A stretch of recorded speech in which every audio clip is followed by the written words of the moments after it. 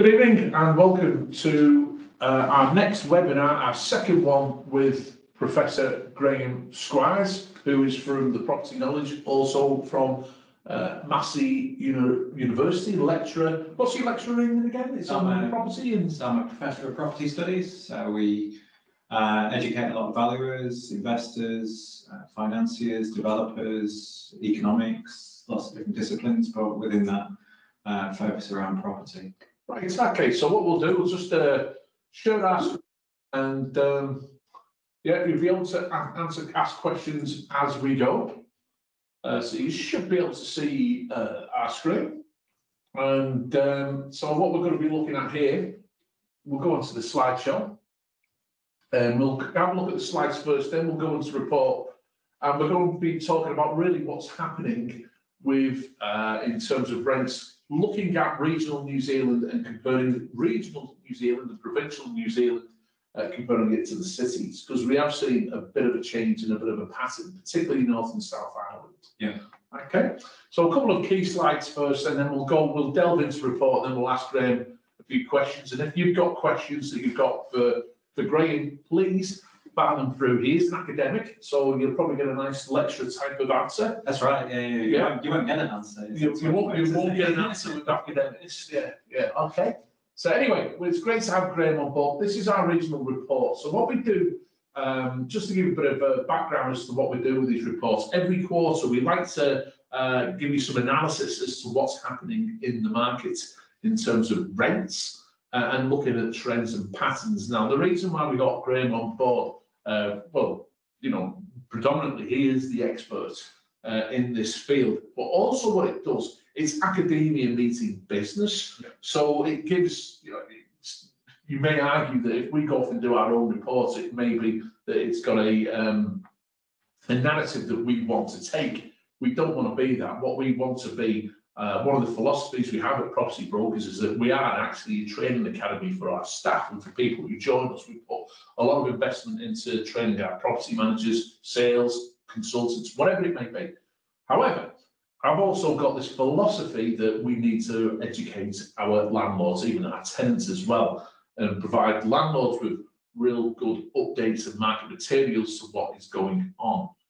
We've got other external parties coming on board. We've been doing a bit of work with Velocity, which is the iValuation company, and they've combined with MRI Palace. Who are they? Well, they're the property management software company which manages a lot of software, so they'll be able to give us real good, accurate figures on what's happening with rent. So when we come for rent reviews, we're able to give some independent advice as to what's happening with rents.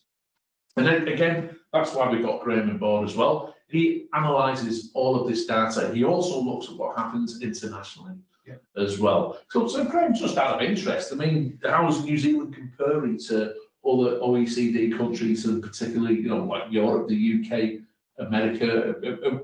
We are quite expensive in terms of property. How does it compare? Well, I mean, if you always look at the sort of the demography of reports in terms of affordability, we often see New Zealand top of the charts in terms of affordability woes or affordability highs, depending on how you look at it.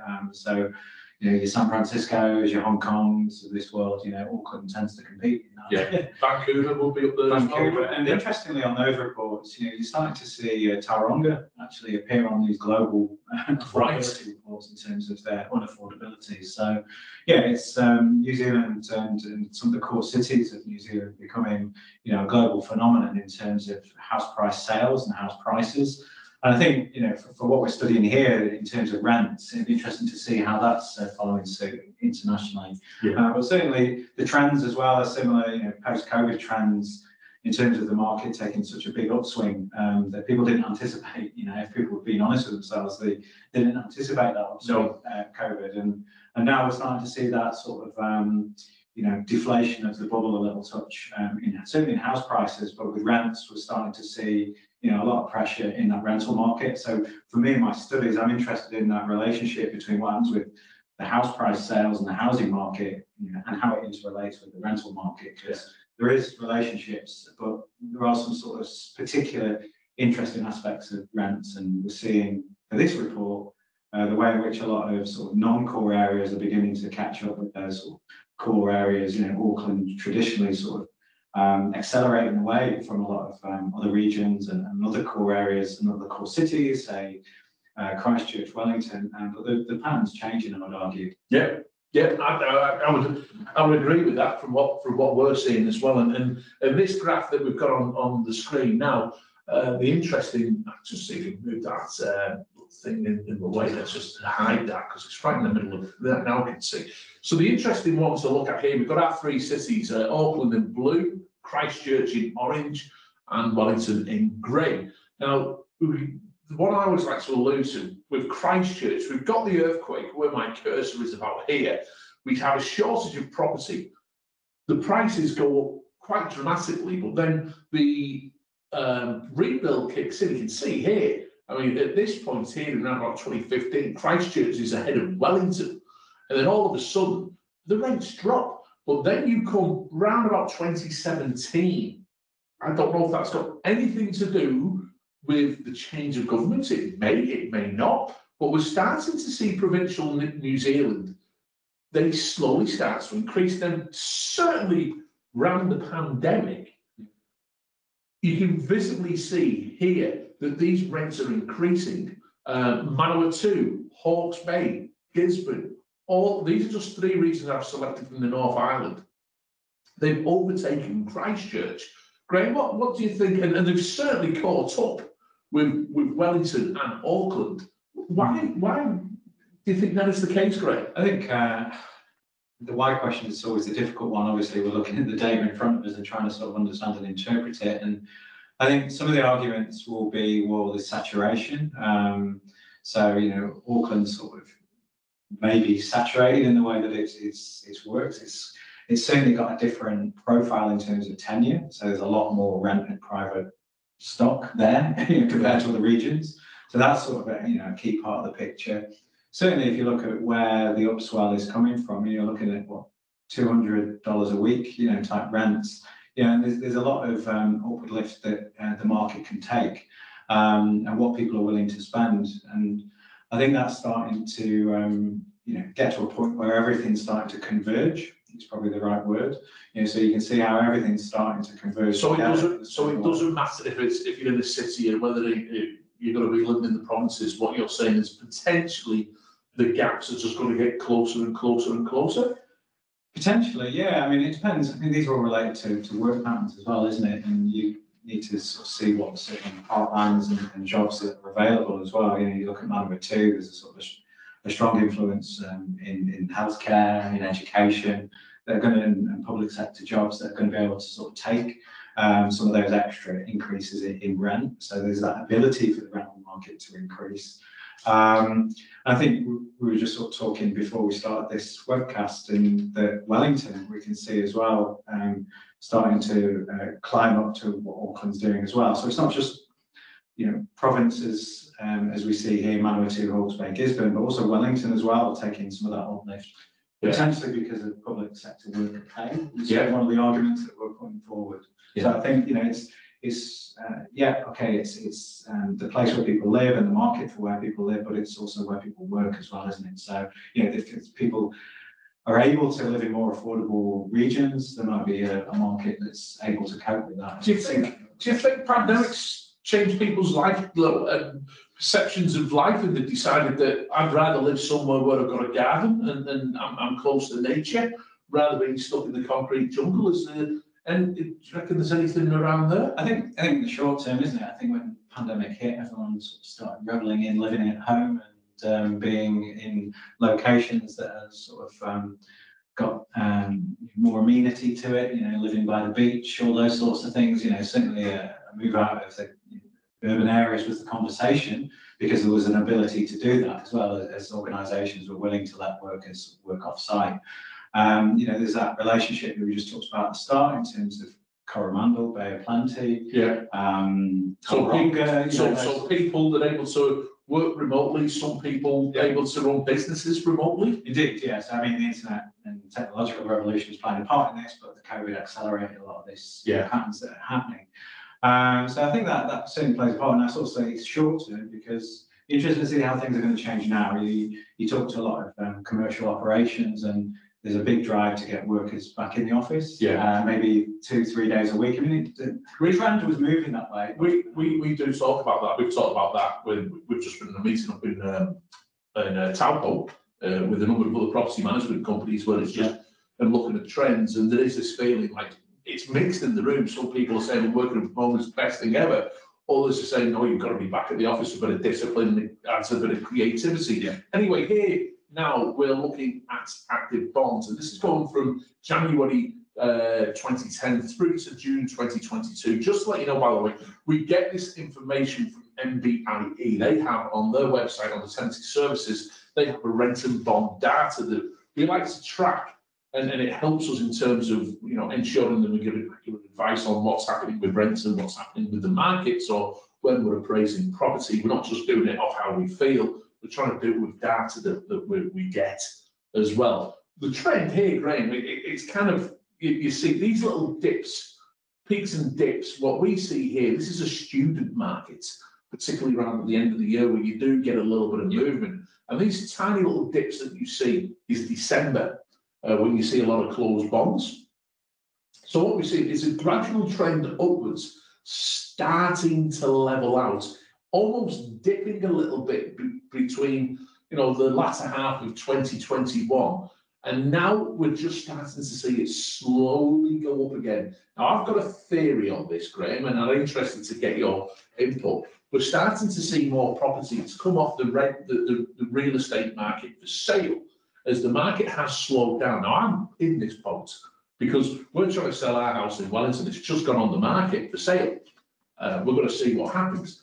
But if you don't get the buyer or the price you want, and this particularly is like the first home buyer part where, it's hard for them to save off that deposit with interest rates going up. The triple CFA would have impacted them. So there's less first home buyers out there. You're starting to see those properties come back to the rental market and gradually seeing an increase of active bonds. And that, I believe, will lead to rents maybe not dropping, but certainly slowing down on the rate of increase that we've seen. I mean, I don't know, what's your thoughts there? Yeah, I see the logic there. I know last time we had a webinar, we discussed this idea of bonds and this idea that, well, if there's a restriction of bonds, we looked at the frequency, and this report talks about the frequency of bonds starting to taper off. And the argument being that, well, if they're starting to taper off, that means that there's less properties available to rent. That's why the rents are going up in value. That sort of, supply demand 101 sort of conversation. But here this is sort of a bit more interesting with that interaction with the housing sales market that you talk about, in terms of we're in a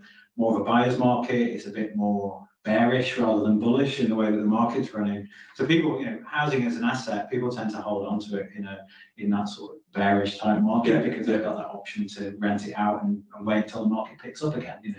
Particularly if there's a lot of investment properties in the market. New Zealand's quite famously, fragmented mum and dad investor market. So you can see why people might hold off, selling.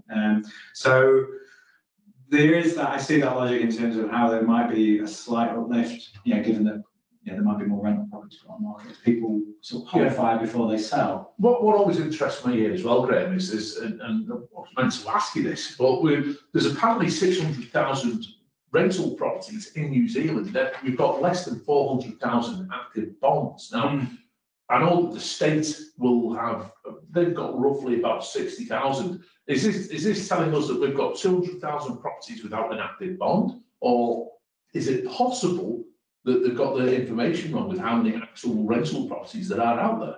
Yeah, difficult to say they've got the data wrong, but I think there's always going to be a gap there. I mean, there's going to be a real gap in real terms, and in reality, in the peak of a real high pressure on the market, there was still vacant properties or unlet properties in Auckland, for instance. There's a significant number as people hang on to properties for asset growth. So there's going to be a natural sort of gap. That's going to be those people that just sort of hang on to properties for upward asset increase in value, and not concern themselves with the yield, not concern themselves with the rent. Do you think there's a possibility when tourism kicks off that more people will look at Airbnb? I mean, I was reading something that as interest rates and the cost of living, there could be more of an influx of Airbnb as people try to substitute their income.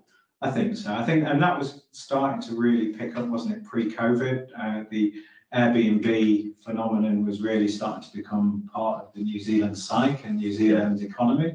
You know, before it was book a batch and it was a bit more clunky, and I think Airbnb's really sort of opened that up to be a highly active and very volatile and active market. I suppose is the best way to call it. So as the borders open, people are going to be looking to that to cover. Whether it's to service any mortgage or whether it's just sort of any extra income while they hold on to property before they offload at a later date when the market returns. This is Auckland, okay, with the active bonds, and you can see here, this is kind of round about your COVID hitting, and you see a slight dip. It's starting to pick up again. One would suspect that this is probably overseas students or who, a lack of overseas people coming in who would normally rent on working holidays or whatever it may be. Yeah. They're not there. That's led to a drop in bonds, probably led to, dare I say, the rents tapering off in Auckland. Possibly, and I think the bigger picture here is that sort of high proportion of rental properties in Auckland. So I think this is quite a true picture of what happens in the rental market in through that lens of Auckland. Given that people are going to not be able to rent out properties as much, and because there's such a big market for rental properties in Auckland, you see that dip. Okay. Let's talk about Gisborne. Let's talk about Gisborne though, because Gisborne is completely different. Yep. Well, I know we have a massive demand for rental properties in Gisborne, and if we go back, you can see here the trend has been going backwards, and that's not people leaving Gisborne. That's properties selling, and that's leading to a lack of investment properties or rental properties in Gisborne. So if I go back to those slides, you can see, where's Gisborne? Green. You can see the rapid increase in rents in relation to the decrease in bonds. Yeah. Right. Okay. Which sort of runs against economic theory, really, doesn't it? It's sort of, if you're just looking at the rental market as a specific market, obviously it interacts with other markets, and there's a labour market, etc., etc. But we're arguing here that we're seeing prices go up astronomically, and at the same time we're seeing supply fall. If we treat bonds as an indicator of supply in some way. Okay, so we brought up the. So what we've got, I'll just see if I can make this full screen. Sorry, oh no. Just decreasing size. So this is the actual report that we've produced for you. Right, you're able to download this if you go onto our website. We can send you the link for this if you so wish, and you're able to download this publication that we do every quarter. Okay, and we give our little market commentary on here as to what's happening. All right. Now, my analysis on this. Now, this is my opinion, Graham. He's more than happy to disagree, and so these are just opinion pieces. All right. So what I've written down basically is saying that all out of all the cities have really struggled. Auckland out of all the cities has struggled the most out of the pandemic, and you can see here on this chart here the difference between rents from when the pandemic commenced. Auckland, April 2020 was really the first month where we saw the slowdown in bonds, and compared it to April 2022, a $30 increase in rents, which is an increase of what 2.6% per annum. Where you look at Gisborne, and this was my point before with Gisborne, April 2020 is $360. We'll look at it here, it's shot up to $565. Just quite staggering amounts, really. Increase of 56%. Horror Palmerston North, Napier, all seeing double-digit growth as a percentage in rents. However, when you look at Christchurch, Graham, and our next report will be comparing north versus south. Yeah. When you look at Christchurch, you could see, and I've made a note of it here, because Christchurch had enough supply, the rents never really, they just were steady as she goes. And when you have the impact of COVID or whatever, because it's a more rural, provincial, it's less urbanized, you didn't see the same spikes of rents as what you saw in the North Island. Yeah. So interesting data here. So if we go through, I think figure 10 is probably the best point to start. so go to figure 10. Yeah. Okay. It does feel like a university lecture, this, doesn't it? Okay, so So I think this is there's a lot of information on here, Graham. I'll just make it a little bit smaller. It's messy, but I think the key colours just to look at is, if you look at the orange top line, that's Auckland. So we can see how that sort of ticked along in a uniform way from what, under 200 back in 1993, under 200, going all the way up to, up to 600 that we just talked about. But Yeah. underneath that, it's interesting, that grey line is Wellington. Yeah. So you can see how that's sort of caught up. This line here. Yep. And then the new one on the block really is that orange one underneath, which is Bay of Plenty. And Yes. that's the argument about the Tauranga, connection there in terms of how rents are starting to uplift and catch up with Auckland, which is pretty. So that's kind of like that golden triangle aspect of Hamilton, Tauranga, Auckland. Indeed, yes, and that's it. And it's how labour and housing markets interact and can interact. Going back to the point about Christchurch, obviously it's quite a self-contained working and living boundary with which that market operates, whereas North Island, people can make that move around and work within those boundaries, particularly with remote working, etc., that we talked about at the start.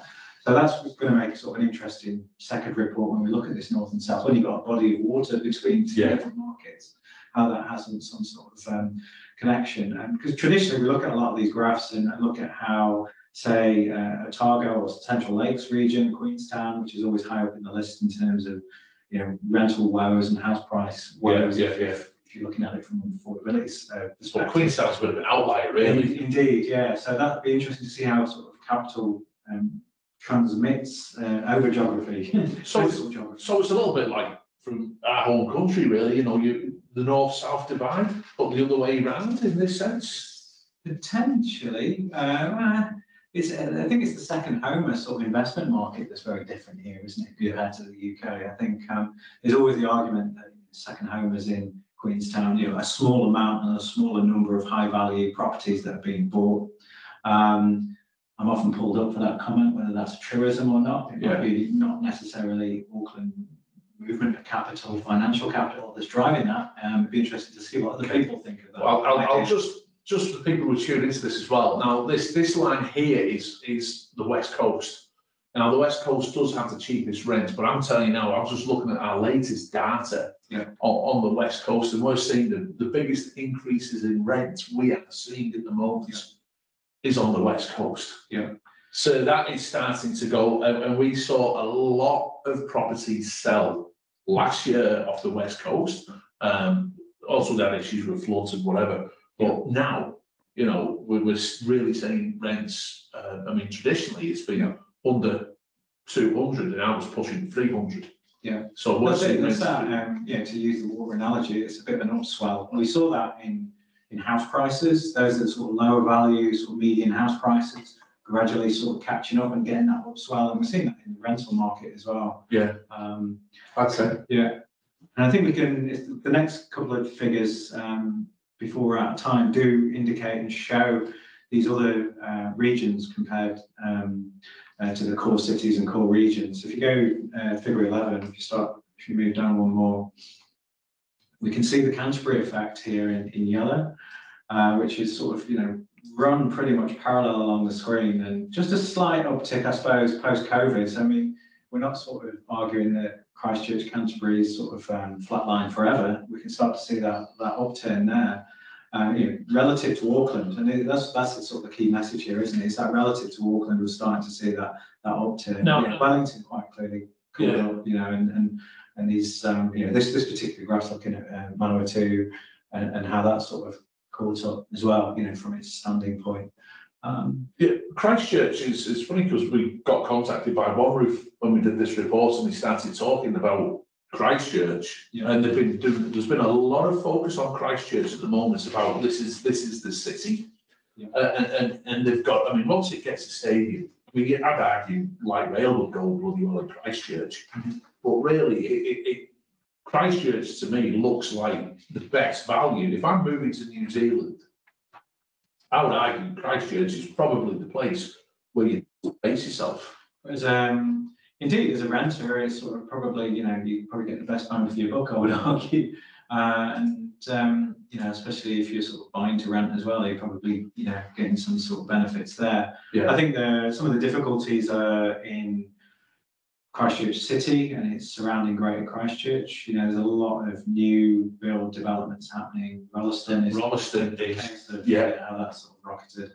And obviously because of that, you've got infrastructure woes as people sort of commute to the city and out of town, and that's where it needed light rail really. If you had light rail go from Rangiora through to the city down to Rolleston, maybe it would do wonders. And it's who pays for that, it's public costs, all those sorts of things, and I'm sure a lot of the arguments of who pays for the stadium will rumble on and future value and future costs of these things. The interesting thing to look at here, Graham, because Wellington and the Canterbury region, and you haven't got this on the graph, but the amount of bonds actually being held in both those regions is almost identical. It's about 140,000 roughly each.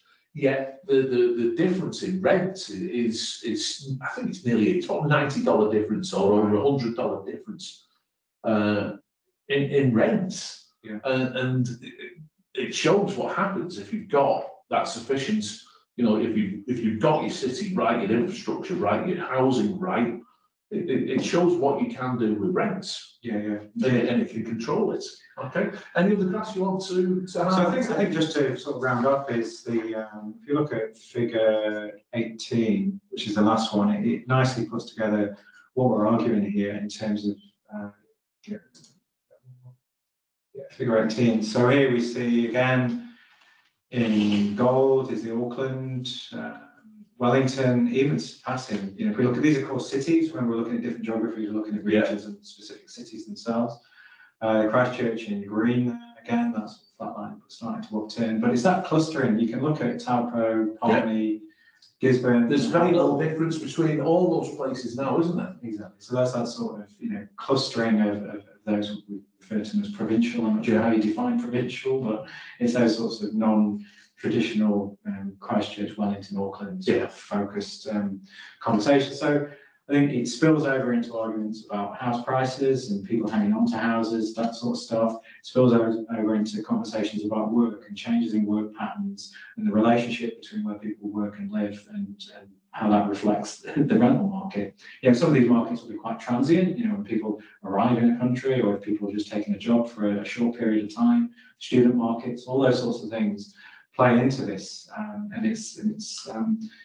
think you can't argue against that. That upturn of all of those sort of provincial cities, as we call them. So could you see a stage where the provincial cities are on par with like some of the, let's say for example, let's look at England. Oxford's rents would be on par with London, I guess. Could you see a point where you get to a stage where Tauranga is on par with Auckland? It's a bit cool, wouldn't it, really? I mean, mathematically, it could happen, but I think some of the drivers would be quite strange in terms of how that could happen. I'm no crystal ball there, as we do when we talk about all this sort of stuff. Doubtful. I mean, we need to look at what's underneath all of these things. You look at the population of Auckland and the population.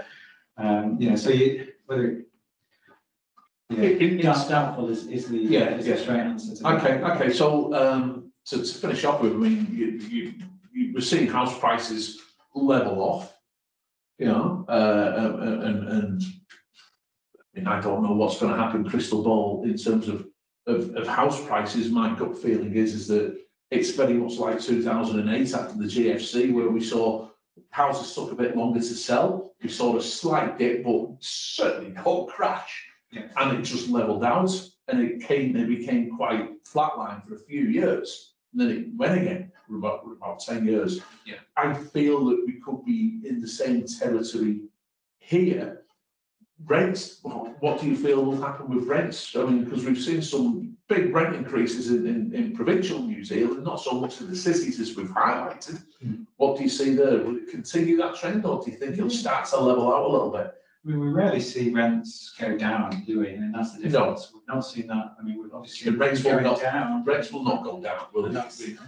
Yeah, Yeah, because it's sort of rents on the continuum of housing. You're talking about, private rents, social rents, emergency housing, and sorry. people, they don't. We're talking about not housing not acting as a normal consumption market. Certainly rents. People, there's always going to be people who need a roof over their head and need to pay a certain amount of money to, meet their shelter needs and their social needs. So I think that sort of underscores that point. We can't really see rents going down significantly. I think it's the big question is what proportion of people's income these are going to have. That's the big question, isn't it? That rolls into inflation conversations, etc. And with regards to the housing market that you talk about, the house sales market, yeah, I think we're operating almost. We're moving towards what I would refer to as a normal market, and not having that high investor consideration that drives some of the market pricing. Maybe a sort of an upward lift. Nothing too severe, I don't think. But we're certainly not going to see 34% increases. I'd like to think I was comfortable to say that on camera, but you never know, do you? It's, no one had heard of COVID before. So. No, I know. So, I mean, if anyone's got any questions, that basically sums up in all, in my opinion, most of the rental stock in terms of quality and condition is inferior in Gizzy compared to other regions. Now, that's a very good point, Adrian, that you raise. And one of the things that we're trying to assess with the rent roll that we manage, and I mean, I think we are the third biggest landlord in New Zealand behind Kangaroo and Bartels and Thompson. And we do have a rental stock, which is quite old, if you have to say. You go into places like Taumarunui, Gisborne, places like that, you don't see a lot of new builds, Graham. And the quality of the property is, dare you say it starts to get a little bit tired. And one of the issues that we have in our industry is getting the landlords to invest money into the stock to make sure that it's compliant and it's well looked after and well maintained. I mean, so I think that's a very valid point. Yeah, and it's looking at prices and quality, and it's hard to, in economics, you need to look at sub-markets and different sub-markets of quality. It's not necessarily the type of housing that will indicate quality. And as you suggest, the same price point could be a really terrible quality stock, or it could be really good. So there certainly needs to be a lot more consideration of those sort of price points at different quality levels, different sub-markets. Okay, so I mean that's basically, unless there's any more questions, that's it from Graham. We're out of time. It's great to come in. If you want to download the report, please go onto our website. We can send you out the link to the report and you can download it. And make sure you subscribe into our newsletter. We do a monthly newsletter. We like to keep you up to date with market information, what's happening in different regions. And we also like to get all the guest presenters in as well to do have discussions with. And so thanks for joining, everyone, and take care, enjoy your evening, and we'll see you soon.